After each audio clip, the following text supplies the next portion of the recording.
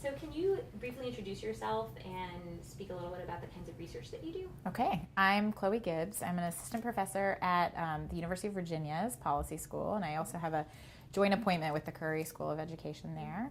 And I primarily study early childhood programs and policies, and I'm really interested in how early childhood interventions affect both the short and long-term life chances of, in particular, disadvantaged youth. I've also been expanding that work to be thinking about sort of a broader set of outcomes, and so interested in both sort of how programs affect kids, but also how they affect their families and how they affect moms. So I have some new work on early childhood programs and their effects on maternal employment. So what do you view as the most pressing issues facing early childhood education today?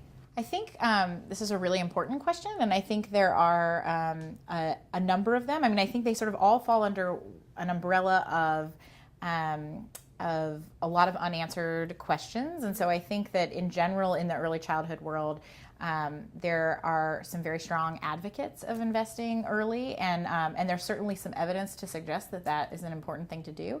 But what that has translated into is sort of a sense that we've answered all the questions that we need to about early childhood and that we know it works. And so now moving forward, we need to just sort of roll out and pursue early childhood for all. I think there are actually a lot more nuances to sort out, and you know, that's not popular in a policy conversation to think about sort of, okay, well, when do these programs work, for which kids, in what settings, what types of programs. But those are the questions we really need to answer to do this well and to do our investments in early childhood in a cost-effective way. And so as we're thinking about questions about sort of, do we provide programs that are targeted for disadvantaged kids, or do we provide them more universally? Do we provide full-day programs or part-day programs? All of these sorts of questions, I think we don't really have the rigorous evidence that would help us design programs to do what's best for kids. And so I think while we know that there are these existence proofs that these programs can work and have worked for sort of previous generations of participants, we really need to know a lot more about how they work and for which kids to be able to do that sort of policy work that we need to do. Of the early childhood education space that exists right now, do you think there are any approaches to education policy in early childhood that's particularly tractable? Mm-hmm. I think that, you know, there's a lot of sort of policy conversation about early childhood right now, and so I think there's definitely room for movement. The president proposed a preschool for all initiative in early 2013, but what we've seen is that hasn't really gone very far, but it has translated into some increased resources for states.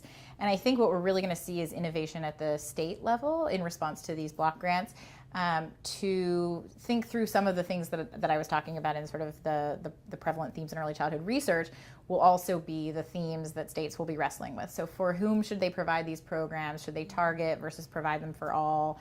What should the programs look like? What should the structure be? Should they be school-based or sort of in wider settings than that? And I think these are the sorts of questions that states will sort out by trying different, you know, sort of states as laboratories, and we'll be trying all these different sorts of versions, and that will help us get further in terms of our understanding of what works.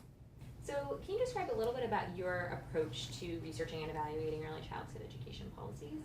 Mm-hmm. I think I really think of it as sort of a joint confluence of good questions and then rigorous methods. And so I think we as researchers really have to seek out those opportunities where there's both sort of an interesting policy relevant question that's unanswered in the literature and the means by which we can answer it well. And so that means having the data and having the approaches or sort of methods available to us that let us answer causal questions. So I'm really interested in being able to tie programs, policies to outcomes in ways that help us think really about causal impact. And so it's really sort of the combination of those two things that drive what questions I pursue. And I think, you know, that means that it's sort of responsive to what's available and responsive to what questions are being asked in the policy sphere as well. I guess in early childhood and, you know, education policy more generally, there are kind of three players, right? There are practitioners, there's policymakers, and there are researchers. Mm-hmm. Do you think that in the early childhood space, these three people are working collaboratively to address issues in early childhood education?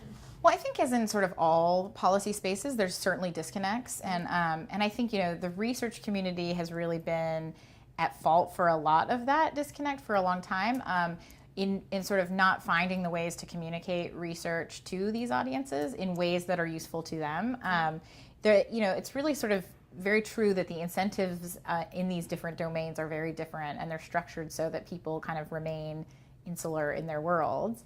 I think we are getting to a place where, especially in early childhood, there's more interaction between researchers and policymakers. I definitely think the sort of practitioner world is a bit more disconnected from that, and I think it's really important for us to think about how we bring practitioners into the fold to be able to think about, what works and to help inform sort of what we test. And they often know from their experiences working with kids and working with families sort of what sorts of program designs will actually work in the field and what won't. And we as researchers are often removed enough from that we sometimes have, sort of false assumptions about how things will work in the field. So I think that interaction is really critical, and I think the policymaking world is certainly looking to researchers more on this issue, and I think researchers are learning how to translate what they do for policy audiences. And so I feel like early childhood is a world in which those barriers are kind of breaking down, and I hope that continues to be the case.